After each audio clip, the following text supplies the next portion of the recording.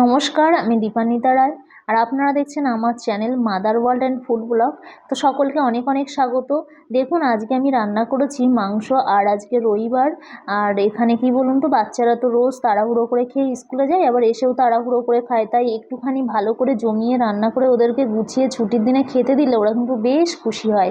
এখানে দেখুন, একটা কয়লার মুরগি নিয়ে এসেছে, পুরো গোটাটা কেটে গায়ে চামড়াটা রয়েছে। আর এই মুরগির কিন্তু গায়ে চামড়াটা থাকলে বেশি টেস্ট হয় খেতে। তো আমি একটুখানি সুন্দর করে সাইজ করে কেটে নিচ্ছি। আর এইটা মানে মুরগিটা 1 কেজির একটু বেশিই আছে।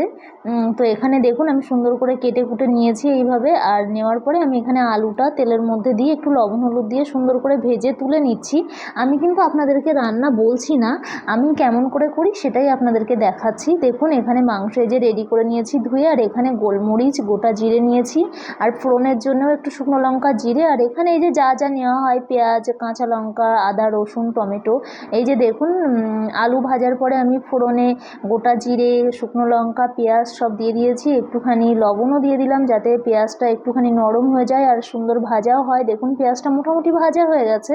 এবার আমি কেটে রাখা টমেটো দিয়েছি। আর এখানে যে আদা, রসুন, লঙ্কা ছিল, জিরে, সেগুলো বেটে সুন্দর করে মশলাটা দিয়েছি। একটুখানি কৌটোটা ধুয়ে জলও দিয়ে দিলাম যাতে মশলাটা না পুড়ে যায়।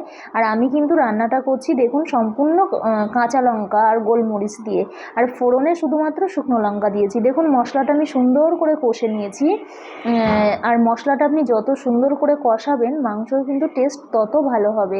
তো একদম শুকিয়ে যাওয়ার পরে কষিয়ে এখানে মাংসটা দিয়েছি, দিয়ে আমি সুন্দর করে ঢাকা দিয়ে মাংসটা কষে নিচ্ছি। দেখুন, আমি যদি এখানে ঢাকা দিয়ে সুন্দর করে কষে নিই তাহলে মাংসটা এখানেই প্রায় 50% সিদ্ধ হয়ে যাবে। তাহলে পরে আর বেশি জল দিতে লাগবে না, অল্প জল দিয়ে ফোটালেই হয়ে যাবে। দেখুন, আমি সুন্দর করে ঢাকা দিয়ে দিয়ে কষে নিয়েছি। আর আমি তেল কিন্তু বেশি দিইনি, অল্পই তেল দিয়েছি। আর এখানে মাংস কষা হয়ে গেছে। আমি সেখান থেকে 2 পিস আমার ছেলের জন্য তুলে রেখেছি। ওকে তো আর এই তেল মশলা দেওয়া যাবে না। একটুখানি কষা মাংস এই যে তুলে ওর জন্য পেঁপে আলু দিয়ে রান্না করছি। এই যে একটু লঙ্কা দিয়ে দিলাম হাফ। আর এদিকে মাংসে জলও দিয়ে দিয়েছি। দিয়ে প্রেশার কুকারে একটু সিটি দিয়ে নেব আমার ছেলের তরকারিটা। এখানে দেখুন, মাংসটা বলতে বলতে আমার রান্না হয়ে গেছে। একটু গরম মশলার গুঁড়ো দিলাম। আর এই মাংসে কিন্তু ঝোল বেশি ভালো লাগে না, তাই একদম মাখা মাখা করে নিয়েছি। দেখুন, আমার ছেলের তরকারিটা রেডি করছি। ও ছোট মানুষ বলে একেবারে তো আর সিদ্ধ দেওয়া যায় না, একটু টেস্ট না হলে কেনই বা ওর ভালো লাগবে বলুন। এই যে একটু জিরে আর একটু পেঁয়াজ ফোড়ন দিয়েছি, দিয়ে ওই যে সিদ্ধ করে রাখা সবজিটা মাংস দিয়ে ওটা দিয়ে দিয়েছি। দেখুন, দিয়ে একটুখানি লবণ, হলুদ, একটু জিরের গুঁড়ো দিয়ে সুন্দর করে ঢাকা দিয়ে ফুটিয়ে নামিয়ে নেব। তাহলে রেডি হয়ে যাবে আমার ছেলের মাংস। তাহলে আমরাও খাবো, ও খেতে পারবে।